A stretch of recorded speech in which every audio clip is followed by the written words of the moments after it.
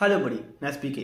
Daily இந்த சமையலில் போகிறோம் இல்லையா, கடுகு அதில் என்ன நியூட்ரிஷன் இருக்குன்னு பார்ப்போமா. அப்ராக்ஸாக ஒரு ஸ்பூன் கடுகு ஒரு 7 கிராம் கடுகுல 35 37 கலோரி இருக்குது. ப்ரோட்டீன் 2 கிராம் இருக்குது. ப்ரோட்டீன் 2 கிராம் இருக்குது. ப்ரோட்டீன் கூட அச்சீவ் பண்ணலாம் நிறைய சாப்பிட்டா அப்படின்னு நினைக்கிறேன் உங்களுக்கு. நான் லாஸ்ட்டாக வரேன். அப்புறம் ஃபைபர் ஒரு கிராம் இருக்குது. ஃபேட்டு ஹெல்த்தி ஃபேட் தான் இருக்குது. ஹெல்த்தி ஃபேட் வந்து 2 to 3 கிராம்ஸ் இருக்குது. அப்புறம் கார்போஹைட்ரேட் 2 கிராம்ஸ் இருக்குது. அப்புறம் அயன் இருக்குது, மெக்னீஷியம் இருக்குது, கால்சியம் இருக்குது, அண்டு செலினியமும் இருக்குது. அப்புறம் இதில் ஒமேகா 3 ஃபேட்டி ஆசிட் இருக்குது. அப்புறம் it's also rich in antioxidant. இதை சாப்பிட்டா பெனிஃபிட்ஸ் என்ன பார்ப்போமா.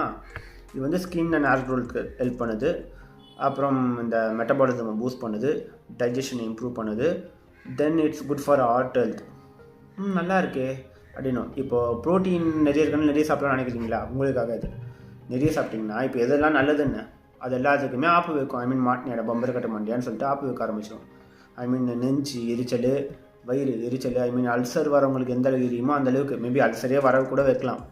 அந்த மாதிரி ஆகும். அப்புறம் கொலஸ்ட்ரால் அண்ட் ஃபேட்டி இன்க்ரீஸ் ஆக ஆரம்பிச்சிடும் உங்களுக்கு நிறைய சாப்பிடும் போது.